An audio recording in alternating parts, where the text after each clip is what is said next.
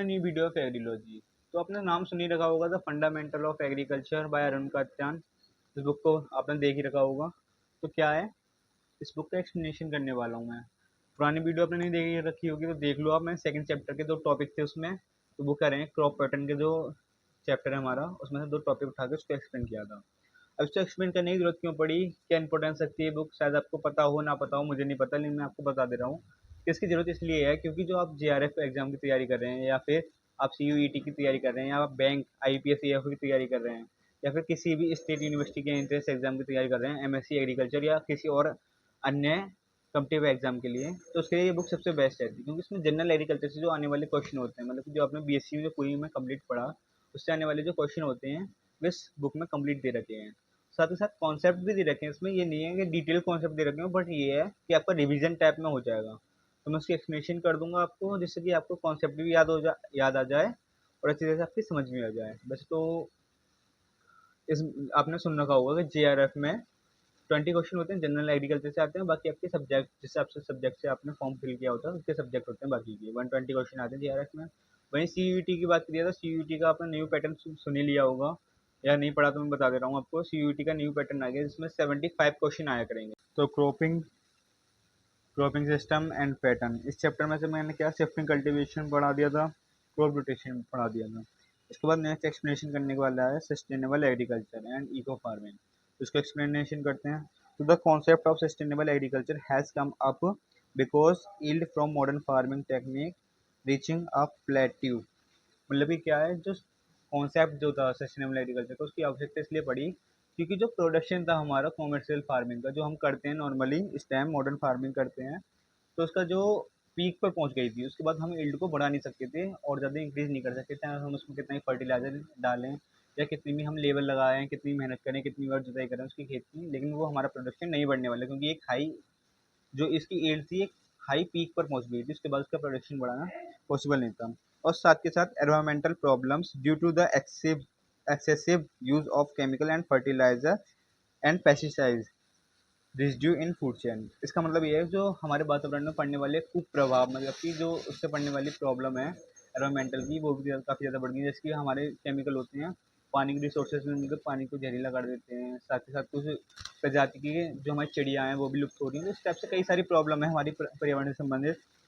उनको देखते हुए साथ के साथ एक्सेसिव, मतलब कि हाई अमाउंट में हम केमिकल का यूज़ कर रहे थे किसमें, क्रॉप में अपनी में, और फर्टिलाइज़र और pesticide residue in food chain. और जो फर्टिलाइज़र और पेस्टिसाइड्स हैं उनके क्या है, अवशेष मिले हैं हमारे किसमें, खाने के भोजन की चेन में। ठीक है, भोजन श्रृंखला में क्या मिले हैं हमारे, फर्टिलाइज़र एंड पेस्टिसाइड्स के अवशेष मिले हैं। तो इसको देखते हुए कि इसलिए हमें ज़रूरत पड़ेगी सस्टेनेबल एग्रीकल्चर में। तो आप इधर देखोगे कि इधर की साइड एक सारणी टाइप की दे रखी है, एक बॉक्स बना हुआ है, उसमें कई सारी चीज़ रखी है। तो क्या लिख रहा है इसको समझ लेते हैं। क्या क्या लिख रहा है, इसमें लिख रहा है टाइप ऑफ एग्रीकल्चर। तो टाइप ऑफ एग्रीकल्चर में इसमें 3 दे रखी हैं, दे रखा है इन्होंने सस्टेंस एग्रीकल्चर। तो सस्टेन एग्रीकल्चर का क्या था, हमारा उद्देश्य था बस अपने परिवार के लिए और अपने लिए बस इतना हमें ग्रो करना है, उसको खाना है। तो इसमें क्या इनपुट क्या था, लो इनपुट था और लो ही इसका प्रोडक्शन था। नेक्स्ट है हमारी commercial farming after green revolution, मतलब कि हरित क्रांति के बाद क्या आई हमारी कॉमर्शियल फार्मिंग। तो इसमें क्या था, इसमें टू ऑब्टेन हाई इनकम, किसके उद्देश्य से की जाती थी ये, अधिक से अधिक आय बढ़ाने की दृष्टि से, आय प्राप्त करने की दृष्टि से इसको किया जाता था। जिसमें क्या था, हाई इनपुट करते थे तो हाई आउटपुट भी मिल जाता, मतलब कि हम ज़्यादा लगाएंगे तो ज़्यादा हमें मिलेगा भी। नेक्स्ट है हमारी सस्टेनेबल एग्रीकल्चर, इसके बारे में हम पढ़ ही रहे हैं इसमें। तो इसमें क्या है, इकोलॉजिकल बैलेंस। तो इसका उद्देश्य क्या है हमारा, इसका ऑब्जेक्टिव है इकोलॉजिकल बैलेंस, मतलब कि पर्यावरण में एक बैलेंस बना के चलना है हमें। तो इनपुट इसका लो है और इसका आउटपुट क्या है, हाई आउटपुट है, मतलब कम लागत में अधिक प्राप्त कर रहे हैं हम इसमें। तो नेक्स्ट इन्होंने दे रखा sustainable agriculture is that form of the farming which produce sufficient food meet the need of the present generation without the eroding the ecological assets and productivity of the supporting system of the future generation।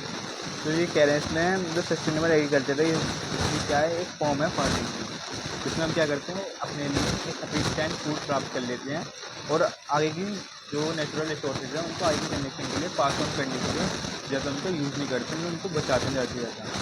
तो natural farming is an excellent illusion of sustainable agriculture. तो इन्होंने कहा है, तो मैंने गलत पढ़ दिया, excellent illustration. Natural farming is an excellent illustration of sustainable agriculture. मतलब कि जो नेचुरल फार्मिंग है वो क्या है, एक तरीके का बहुत ही अद्भुत चित्रण है किसका, सस्टेनेबल फार्मिंग का।